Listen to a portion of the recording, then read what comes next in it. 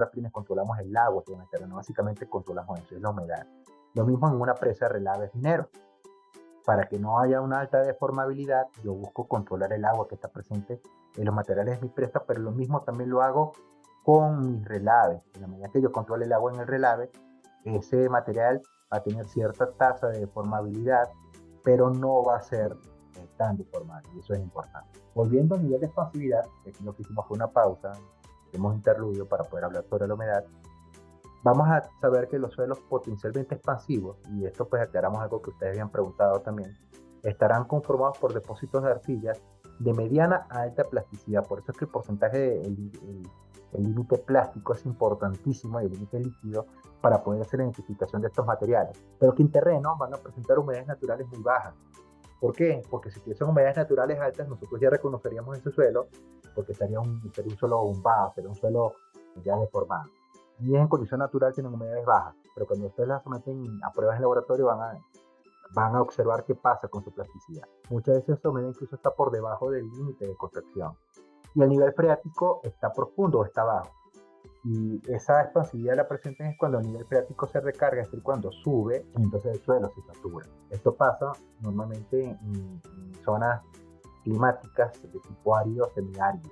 Por ejemplo, esa zona que hay en Perú, todo lo que es la zona costera de Ica, incluso en Chile, toda esa zona de Atacama son climas áridos semiáridos, pero en los cuales se pueden presentar este tipo de sedimentos.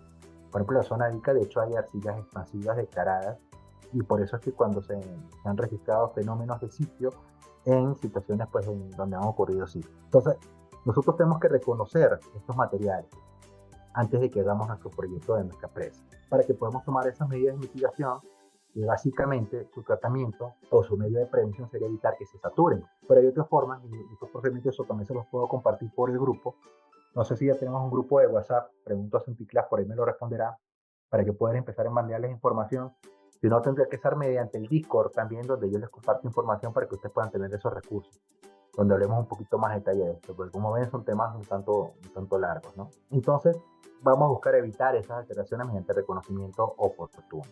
Ese término de expansividad, y aquí hay algo importante que ustedes sepan, es que no es unidireccional. Es decir, ellas se van a expandir en presencia de agua, van a incrementar el volumen, pero también vamos a tener un fenómeno de contracción, que una vez que el agua se pierde, entonces el suelo se retrae.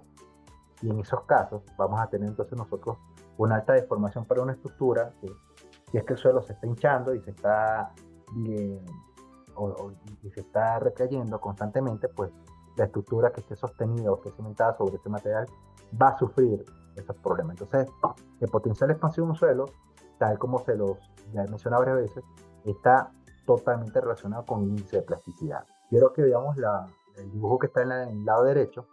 Fíjense, aquí tenemos las partículas de un suelo arcilloso, sin agua. Fíjense cómo ya están más o menos juntadas, pese a que no están totalmente, no es un suelo muy denso, no están muy pegaditas, ellas tienen algún nivel de acercamiento. Entonces, ¿qué pasa? Aquí hay un volumen. Una vez que el agua se presenta en el suelo, estas partículas la absorben y el volumen se incrementa. Y entonces estas mismas partículas empiezan a separarse entre sí. Y luego, producto de la pérdida del agua, el suelo se retrae. Entonces me dicen estos cambios de volumen, y esto estaría sometido a la estructura que esté cimentada sobre este tipo de suelo. De esto, esta misma explicación, pues es importante que ustedes la vayan preservando para cuando hablemos de la liquefacción, porque cuando el suelo se satura, cuando se carga de agua, entonces la mayor parte de los esfuerzos la va a resistir. Y digo resistir simplemente para explicar de que por ese instante es quien va a recibirlos, es el agua, y como el agua pues no tiene esa posibilidad de resistir mucho, entonces la resistencia cortante del suelo se pierde de golpe, el agua se drena y el suelo se deforma rápidamente, y en estas condiciones se genera ese fenómeno de licuación, donde el suelo prácticamente fluye. Entonces, veámonos ahora en la parte inferior de la lámina. Aquí tenemos este cuadro es parecido al que les mostré antes, donde vamos a ver los potenciales de expansión desde bajo muy alto. Y fíjense que aquí tenemos varios rangos, y que en la medida que ustedes vayan consiguiendo más de uno de estos coincidentes, ustedes dirán, bueno, sí, ahora estoy más convencido de que mi suelo es altamente expansivo o es poco expansivo. Primero, los límites líquidos. Si mi límite líquido está por debajo de 39, yo pudiera asumir de que el potencial de expansión es bajo. Digo asumir porque no es totalmente definitorio, hay otras cosas que tengo que ir verificando. Lo mismo con el límite de construcción. Entonces, digamos que mi suelo tenía un límite líquido por debajo de 39 y un límite de construcción por encima de 13, pero aparte el índice de plasticidad está por debajo de 20 y tiene una concentración de partículas finas menor al 17%. Entonces, con estas características, así yo no tenga la prueba de consolidómetro ni tampoco la prueba de expansión libre, no tengo estos datos porque estas pruebas de pronto no están accesibles, pero tengo estos datos de acá que son más fáciles de sacar directamente por granulometría y por límites de consistencia. Ya yo puedo decir, bueno, mira, con estos valores mi suelo tiene un potencial de expansión bajo. De hecho, cuando yo hago algún trabajo de exploración técnica, me piden que haga un diseño, una interpretación de un sitio, yo lo primero que hago es revisar la granulometría y los límites. Entonces yo lo primero que ubico es qué porcentaje de finos tiene o cuál es la distribución que tiene. Es un suelo básicamente arenoso y tiene una baja concentración de finos. La concentración de finos de pronto está menor al 17%. Y si tiene una concentración de finos baja, pues lo lógico es que sería un suelo friccionante, es decir, un suelo granular, y por tanto los límites serían bajos o serían nulos. Pero si lo opuesto ocurre y tengo un porcentaje de partículas finas por encima del 27%, es decir, que son materiales plásticos, lo lógico es que yo pueda conseguir límites líquidos que tal vez sean más altos. Yo puedo tener un porcentaje por encima de 37, 40% de finos en mi suelo y mi límite puede estar por acá, entre el 39 y el 50%. Pero si ya yo tengo un porcentaje alto de finos y tengo un límite líquido bastante alto, por encima de 60, 63, y de paso un índice de plasticidad alto, entonces allá yo tengo un suelo que es muy probable que tenga un potencial de expansión alto. Eso yo tengo que tomarlo en cuenta. Por aquí tenemos un comentario. ¿Por qué se dice que las arcillas no licúan, pero las arenas sí? Bueno, es que como tal la licuación de arena es un fenómeno en el cual las arenas van a asumir una consistencia más bien como líquida. Pero estas arenas no son arenas únicamente, o mejor dicho, el suelo no está constituido únicamente con arena. Va a estar constituido también con una fracción fina que va a ser básicamente limos los que van a tener. Entonces ese fenómeno de licuación tiene que ver es con la pérdida de coherencia que ellas tienen y como que esa removilización que van a presentarse en el material por presencia del agua. Eso lo vamos a ver más adelante, no en esta clase, cuando hablemos sobre licuación, donde hablemos sobre tanto la liquefacción estática como la liquefacción dinámica. Ahí lo vamos a ver con mayor detalle. Pero de momento, quedémonos con el fenómeno de expansión, que la expansión no necesariamente implica liquefacción.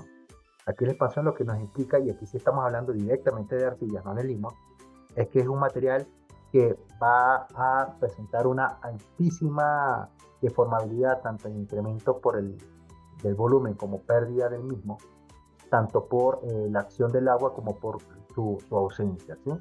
Entonces, nuevamente, ustedes podrán hacer pruebas de expansión libre, podrán hacer pruebas de consolidómetro, hay pruebas específicas que ya directamente es así, objetivamente le dicen cuál es el potencial de expansión del suelo. Pero si no tienen acceso a esas pruebas, ustedes ya con esto que les estoy hablando, insisto, con granulometría y con límites, ya ustedes tienen muchísima información. No solamente de esto, sino también de la capacidad portante del suelo, como te lo mencioné. Entonces, seguimos. Entonces aquí tenemos algunos rangos de los potenciales de expansión. Esto va a cambiar en función de los autores, ¿no? Tenemos los potenciales y tenemos los grados de expansión. Entonces, cuando hablamos de potencial de expansión, estamos hablando de la capacidad expansiva de los suelos, y esta lo define en los intervalos de plasticidad. Entonces, fíjense, si estoy entre 0 a 15 en el índice plástico, mi potencial de expansión es bajo, entre 10 a 35 es medio, de 20 a 55 alto y de 25 más es muy alto. Ustedes dirán, pero es que estos rangos no son estrictamente limitativos entre ellos, sí, porque es que aquí hay unos márgenes, esto es orientativo, esto no es definitorio. Entonces, fíjense, entre 0 a 15 sería bajo, pero en la parte baja del medio ya estaría contenido acá. Entonces, cuando ustedes estén en estos intervalos que son barreras, ustedes tienen una frontera difusa entre bajo y medio, entre medio y alto, entre alto y muy alto. Eso lo que implica es que tenemos que ser conservadores respecto a la valoración que estamos haciendo y siempre considerar la peor condición por términos de seguridad. Ahora, esto simplemente es potencial. Cuando hablamos del grado de expansión al que estamos asociando es al incremento en volumen que se puede tener. Recuerden que en una de las tablas previas hablamos de hasta el 30% de expansión que se puede presentar. Bueno, si yo definí que mi potencial de expansión es bajo, yo esperaré un grado, yo estaría en este mismo grado de expansión, un cambio de volumen de entre un 0 a un 1.5%, así prácticamente no se me deforma nada o no se incrementa nada su tamaño. Pero cuando yo estoy hablando de un suelo que tiene un grado de expansión muy alto, estamos hablando de que por lo menos una cuarta parte o hasta un tercio de su volumen se va a incrementar. Entonces ese aumento de espesor expresado como porcentaje del espesor original va a definirnos o nos va a designar la expansión y la medida máxima porcentual de ese aumento, de ese incremento de volumen que puede presentar. Pero también entonces podemos asociar a eso la pérdida de volumen que va a tener una vez que se pierda esa agua. Hay pruebas también que pueden hacer ustedes directamente como este es el suelo. Fíjense que yo tengo un terrón de arcilla sobre esta cápsula, le agrego agua y fíjense cómo este terrón de arcilla que estaba acá, fíjense cómo se incrementó el tamaño una barbaridad, ¿verdad? ¿Lo ven? Entonces se ve mucha floración de agua en el suelo porque llega un punto en donde el suelo ya no puede almacenar más agua y pues simplemente la libera. Pero ¿qué pasa entonces después de que libera esa agua? Este suelo se hace quebradizo, se generan estas grietas de desecación, se agrieta todo y se retrae. Entonces, imagínense que este es el suelo bajo su represa, bajo su presa de relaves, y pase por todo esto.